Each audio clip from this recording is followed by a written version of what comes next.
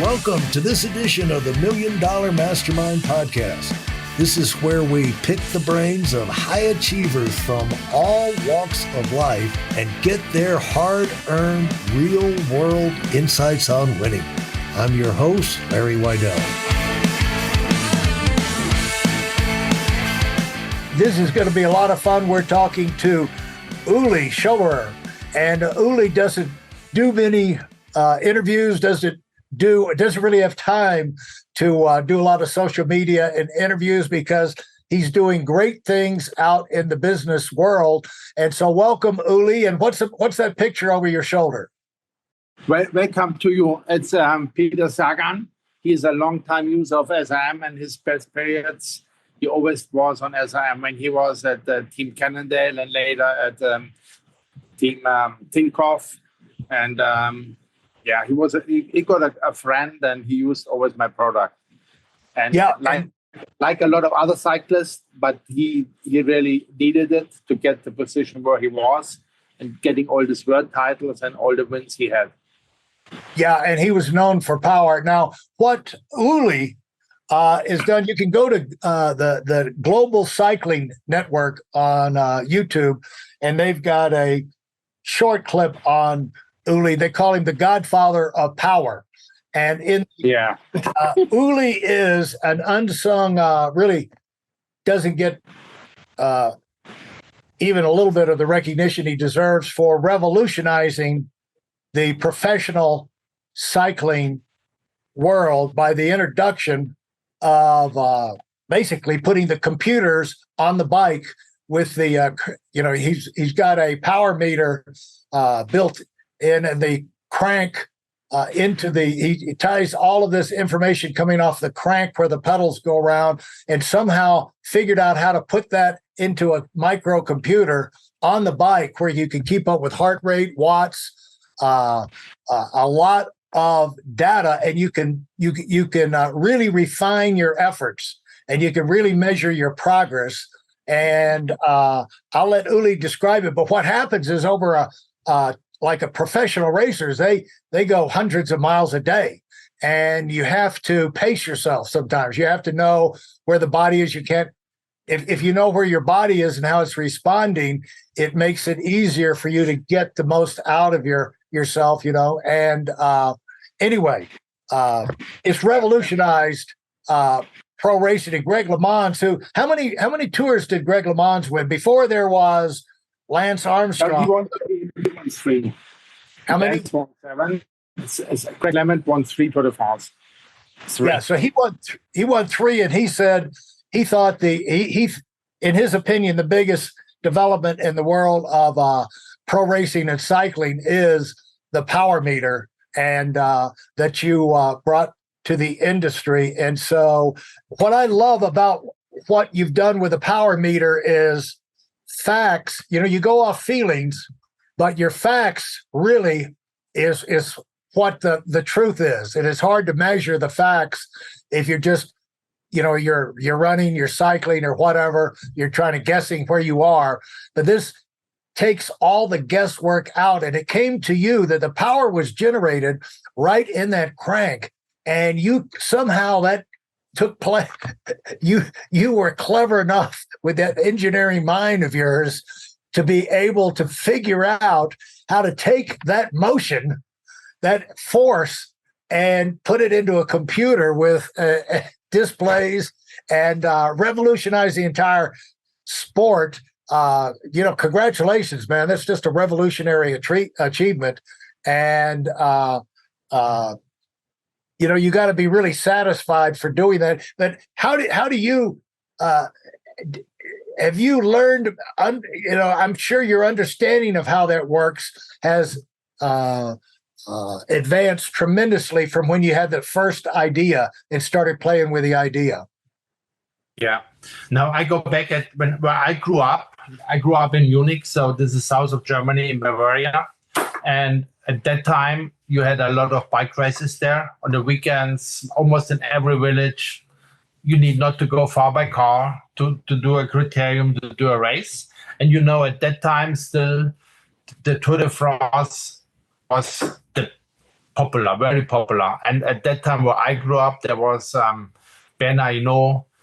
And even when I was very little, there was still Eddie Merckx racing. And my father was like to ride the bike, was not a racer and did not competition. But I started when I was young to do football and others. Then I did bike races. And I, for myself, want to optimize everything to the perfection. And I said, okay, at one point, I came to the conclusion to describe the quality and quantity of the training, you have to measure your power.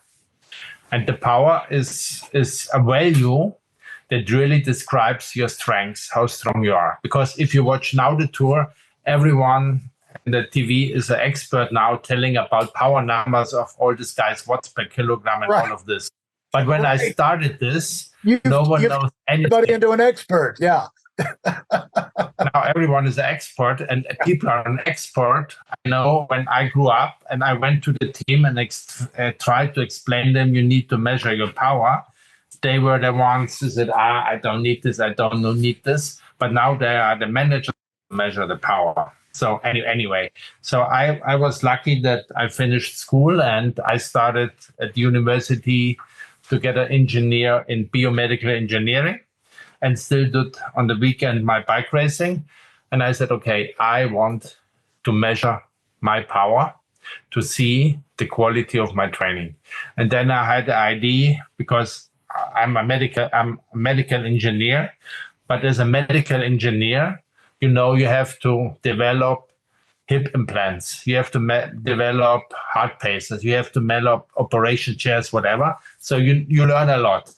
You learn how the body is functioning, and you learn also the technique, how to measure values.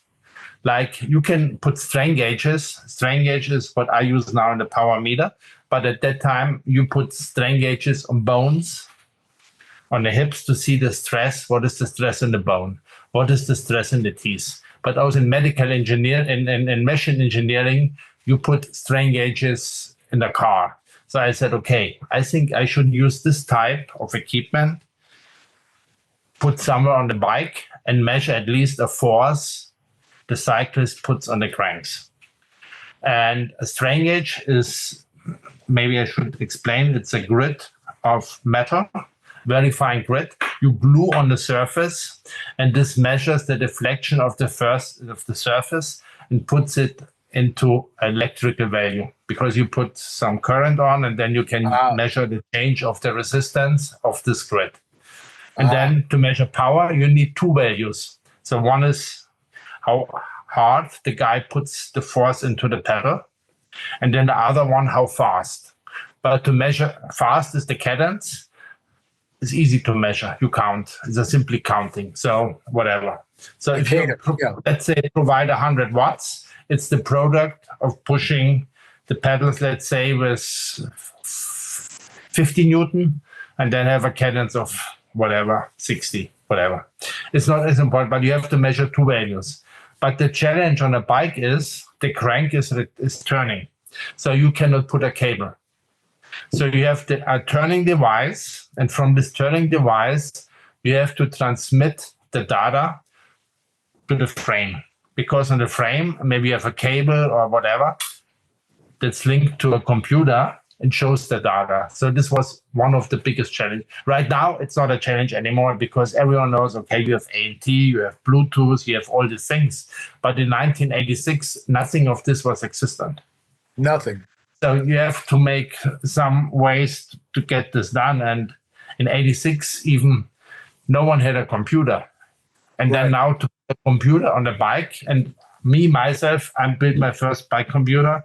I went to a bike race and they were laughing at me. They said, now he has a Game Boy. Who needs a bike computer? All the other guys said, no one needs a bike computer. You have to push the pedals hard. You don't need a computer. And now tell the guys at the Tour de France, everyone has a bike computer. But 30 years ago, no one had a bike computer. And no one could not do any race without a bike computer. Take away of the top guys the bike computer. Now we have to race without. They are probably not able to do this. it'd be like racing. It would be like racing blind now. It'd be like racing blind without the computer. You still have the feeling and the motivation, how it is. And maybe, I remember maybe 6 years ago or 5 years ago, I was at a meeting with the UCI. They said, okay, maybe it would be good if no one would have a bike computer. Then I started to make a power meter that only can record the data for after race analysis. So the power meter records, and after the race, you can analyze the data and have a look at this. Because if they really want to forbid the bike computer, but then also maybe they have to forbid the connection to the sports director in the car and all this, maybe it would be, because then everyone gets more self-responsible. Yeah. Would have, I think they'd have a lot of resistance to pull that off. Let me ask you this about, in terms of you and your, tremendous, you had a tremendous either courage, either insight or stubbornness to cause you to, once you got this idea that this was a possibility, when it came to your mind, it was just a possibility. And for you to go from that when you're young on a passion of riding bikes and say, this can be a difference maker, we've got to do it. You go to school, to figure out how to make it happen. You get your degree in it, and all the time you're getting resistance from people that you discuss the idea with. What gave you that? What do you think gave you that determination to just stay on that track and say, I'm going to figure it out? Was it because everybody said it couldn't be done or was stupid or something, just to prove your point? Yeah, I was happy to work at the very beginning with the German Federation. It was just in the time East and West Germany merged together. And there were very high scientific coaches coming from East Germany. One was, for example, Sigvard Lüchertz. The other was Wolfram Lindner. These are East German coaches, and they know the strengths, the importance of the information to have getting the power. But then also very early, I met Greg LeMond, and he was at that time a really open-minded cyclist with all innovations. I met him a little later. Yeah. And then actually at that time, I get, there was one other thing that has nothing to do with cycling, because I grew up in Munich, but then I started at the university in Aachen, that is close to Cologne. And in Cologne was the center of the German space agency. I call it ESA, it's whatever. And they worked at that time, it's long ago, it's 30 years ago, with a university in Italy to measure the decrease of performance when you are in space, and especially at that time at the Russian cosmonauts. This was even before the Soviet Union fell apart. So they needed a device they can put in the space station Mir to track the decrease of your strength when your body has no gravity. Working with that university in Udine, it was Steve Pramparo was the professor. I met another professor at the University of Ferrara. His name was Conconi. And he was at that time the doctor of the UCI. And he developed a so-called Conconi test. And he was deeply involved in all the cycling. So when he said, Uli, I need your device because we have some new products. We want to see the performance of, it was the EPO area when it started, and he needed a lot of power meters to measure what is the effect of, you call it now doping, but at that time it was not called doping, but to measure what does this product increase your performance. This was 30 years ago. Right. So, and at that time, then they worked with all the professional teams. They needed this to track more or less the quality of the training, with the quality of the nutrition, with the quality of the medication, with the quality of everything, how you get better. So This is why it was then early spread to all the professionals. Thanks for listening to the Million Dollar Mastermind. If you felt there were any valuable takeaways from this episode, please take a minute and leave us a 5-star review. Your feedback is important and really helps us get the word out to a wider audience. Remember, we have a valuable webinar that is absolutely free. Register for it right now at weidelonwinning.com. Thanks for listening.